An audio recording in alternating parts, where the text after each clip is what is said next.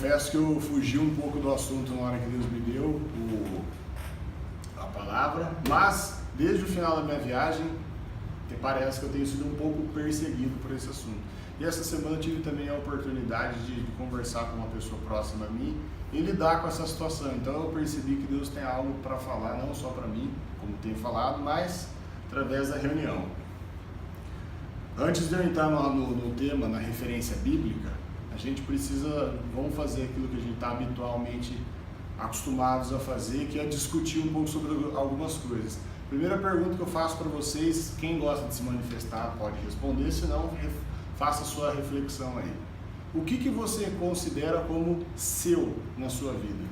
Não, isso daqui é meu, não tem como ser de outra pessoa, ou eu conquistei, isso pertence a mim. Se você pudesse falar o que é propriedade sua, aquilo que de fato é seu, aos radicais extremistas evangélicos que falam que nada, não, vai falar que não é nada, deixa alguém pegar a chave do teu carro e ir embora. Não é assim? Então vamos desradicalizar um pouco. O que você considera coisas que são suas? Não necessariamente algo material. Por exemplo, o que é meu? Minha família, é meu. É meu pai, é meu irmão, é minha mãe, meus filhos. Não foi outra mãe que cuidou deles, que muito menos deu à luz. Fui eu. Eu sou a mãe desses filhos. As escolhas que eu tomo são decisões minhas. As coisas que eu compro, as aquisições que eu faço. O Naldo comprou a casa dele depois de muitos anos, pela Moraes Imobiliária. Depois de muitos anos foi uma aquisição que ele teve. A sua casa é sua, não é minha. Se eu quiser vender, você vai falar, Estevam, você não pode. Porque não é sua, certo?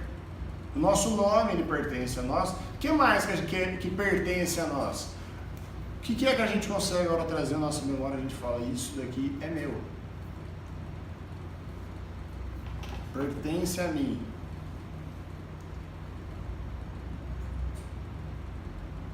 Conta bancária, os milhões na poupança. Os milhões em poupança, amém. Amém. Está falando pela fé, amém. Essa reflexão, nós vamos chegar lá em relação àquilo que eu tenho para falar sobre o tema bíblico, mas nós não podemos entrar no tema se nós antes não entendermos que nós vivemos achando que as coisas são pertencentes a nós. Então, aquilo que eu brinquei dos radicalistas, eu vou agora jogar um pouco no lado de vocês por dizer que é verdade. Se nós formos pensar que tudo é nosso, nós estamos fadados a viver tristezas, nós estamos fadados a viver grandes dessabores na nossa vida. Aquilo que nós temos é aquilo que Deus permite nós termos. Aliás, não é nosso, é de Deus e Ele nos torna administradores disso. Porque se você parar para pensar naquilo que é o mais importante que você tem, que é a tua vida, a qualquer momento você não tem a certeza de que você vai acordar vivo amanhã. Então, muito menos o nosso trabalho, nossas conquistas, tudo aquilo que a gente chama de meu, ou que eu chamo de nosso. E essa realidade, ela é uma situação difícil da gente lidar com ela, porque nós não gostamos de lidar com isso, nós não gostamos de enfrentar a realidade de que nós não temos nada nosso. Ah, mas e aquela pessoa que não acredita em Deus, aquele mega empresário que conquistou, que trabalhou, você está falando então que tudo aquilo que ele conquistou, que aquela empresa, que aqueles patrimônios não é dele? Eu não estou dizendo que ele não foi merecedor e que ele não tem participação de onde ele chegou. O que eu estou dizendo é que se não é Deus abrindo as portas, você pode fazer a mesma coisa, você pode pegar a mesma fórmula de uma pessoa, por que não dá certo com a outra? Não é porque Deus gosta mais ou menos de uma, é porque Deus dá permissões pra gente.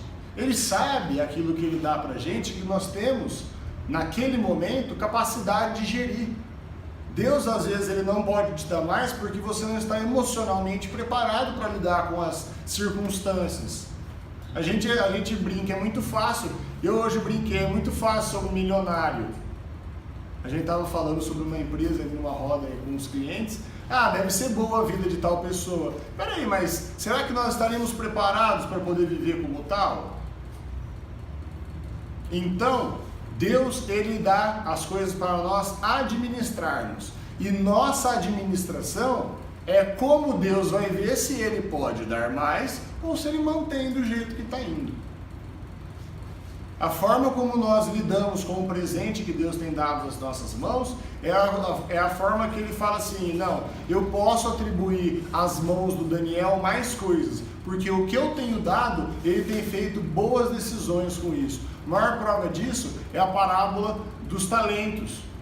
No semeador ele coloca os talentos, colocou 1 na mão da Ju, 3 na mão do Daniel, 5 na mão da Michele. A Michele foi lá e negociou os 5 e entregou 10 para aquele patrão.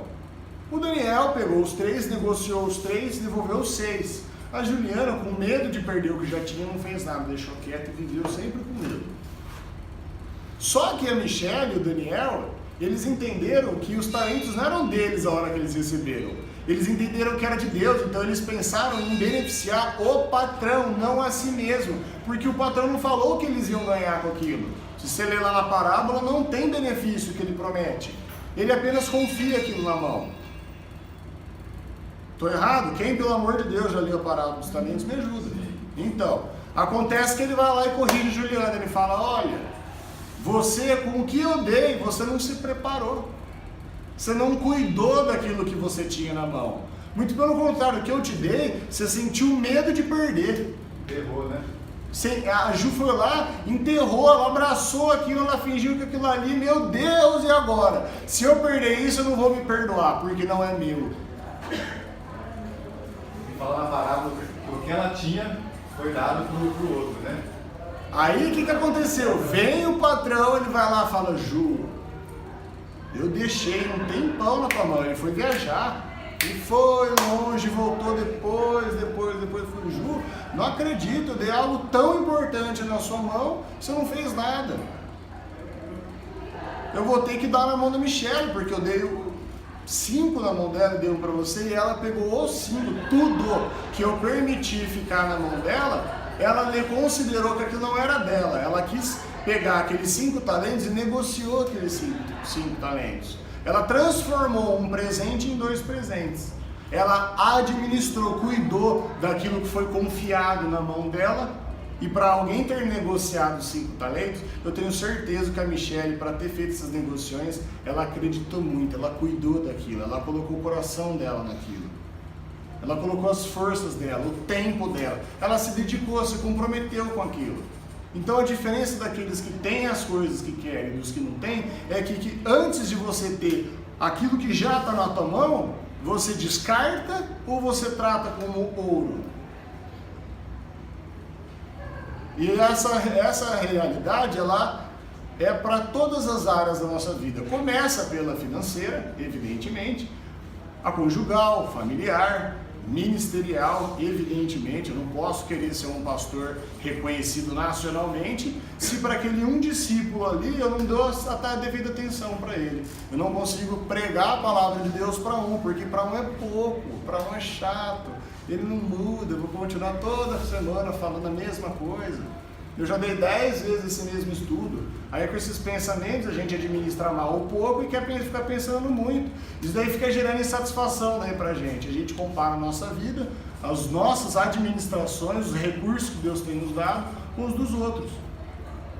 Ah, mas se eu tivesse muito mais, aí a Juliana poderia falar, se eu tivesse recebido 5, eu teria produzido igual. Se Deus tivesse me confiado muito, me tornado aquilo que eu sempre quis, eu teria produzido que, meu Deus do céu, é por isso que Ele não deu. Você tem esse pensamento, você está lá na frente e aqui enquanto você está vivendo, você não está fazendo acontecer. Jesus Cristo, para ser Jesus Cristo, Ele só levou 30 anos. E Jesus Cristo, lá em Filipenses 2, talvez eu vou relembrar desse versículo, fala que Ele era Deus, mas ele se desvestiu de Deus para passar 30 anos aprendendo como é o sentimento humano. Porque ele não poderia depois iniciar o ministério dele sem saber o que a pessoa está sentindo. É mole? Aí como é que eu vou lidar com muito se lá no comecinho, ele quando era criança, ele foi sendo ensinado. Ele teve um pai maravilhoso. Ele teve um pai que virou para ele e falou assim, ó, a tua aptidão é essa, ele sabia que Jesus iria se tornar o Messias, ele treinou para deixar ele ser quem ele era, mas falou assim: Jesus, mas enquanto eu estiver aqui te treinando, você vai aprender sobre sentimento humano, você vai aprender como é a nossa vida. Então eu fiz essa introdução para entrar na palavra aqui, porque a palavra é rápida, mas sem essa introdução nós não formamos uma ideia. A ideia principal é nós reconhecermos e entendermos que tudo que nós temos é permissão de Deus, Ele colocou nas nossas mãos, e se é muito ou pouco, é o suficiente que por enquanto você consegue lidar. E não é Ele quem vai falar o quanto você consegue lidar, é o tanto que você vai vencendo cada uma das situações que Ele põe na tua mão. Porque se no primeiro problema Ele põe na tua mão, você já reclama, já estamos dando aquela enxugada no gelo, não sai do lugar, vai chovendo molhado.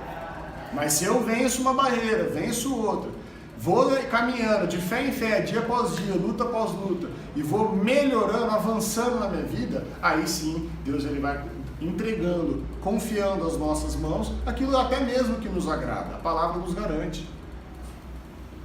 Vamos para a Bíblia. E em nome de Jesus o inimigo não vai roubar a paz, muito menos o foco, a palavra de Deus está sendo falada aqui. Se tem uma palavra aqui, eu geralmente falo isso para todos, mas se eu fosse falar, se tem algo que ele quer calar minha boca e não vai conseguir, é o que eu vou começar a falar a partir de agora com essa introdução. Amém? Amém. Lá em Jó, no capítulo 1, no versículo 20, é a introdução do 21, que é o principal que eu gostaria de falar. Então Jó se levantou e, em sinal de tristeza, rasgou as suas roupas e rapou a cabeça. Depois ajoelhou-se, encostou o rosto no chão e adorou a Deus. Aí disse assim, que é o que importa agora: nasci nu, sem nada, e sem nada eu vou morrer. O Senhor deu, o Senhor tirou, louvado seja o seu nome. Eu vou ler de novo, para que ninguém perca o que a palavra está falando. Aí disse assim: nasci nu, sem nada, e sem nada eu vou embora também, eu vou morrer. O Senhor Deus, o Senhor tirou, louvado seja o teu nome. E a pergunta que eu faço agora, fecha o olho para pensar nisso enquanto eu oro aqui espiritualmente comigo mesmo.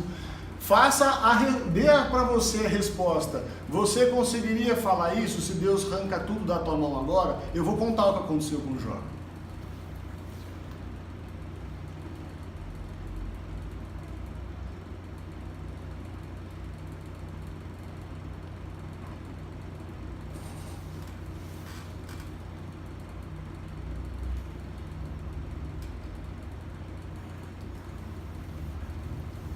Vamos pensar no que Jó tinha agora. Jó tinha família? Sim. Tinha filho? Sim. Tinha esposa? Sim. Tinha uma propriedade rural que cuidava não só dele e da família dele, como abastecia a região, e por isso ele era o mais rico, um dos mais do território onde ele vivia. Ele tinha bois, ele tinha muitos servos que tinham que trabalhar para ele, ele tinha uma imagem muito forte onde ele vivia. Tudo que eu falei agora Jó tinha. E uma dessas coisas Deus tirou. Certo? Certo não. Isso. Graças a Deus tem gente ligada. O pessoal ficou com a manhã dele. A única coisa que Deus deixou para ele foi a mulher dele. Só que Deus tirou da mulher dele o contentamento. Na verdade não tirou, ela escolheu começar a reclamar. Família? Tirou. Filhos? Tirou. Os bens? Tirou.